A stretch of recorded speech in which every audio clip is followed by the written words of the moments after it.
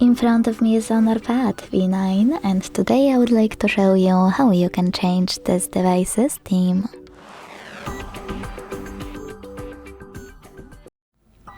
Begin by opening an app called Themes and selecting Themes in Featured category by tapping at the bottom left corner and then top left corner.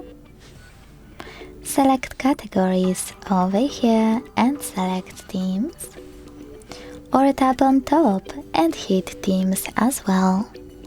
You can also tap on the search bar at the top and type in whatever you want to. After finding a perfect theme, click on it.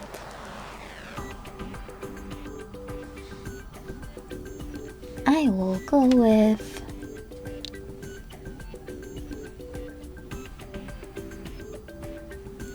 this one. Hit download, tap on apply, and wait.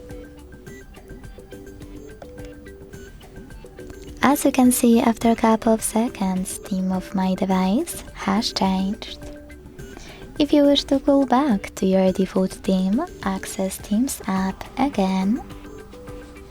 This time click on Me at the bottom right corner and select one of your preset themes. Then hit apply and wait.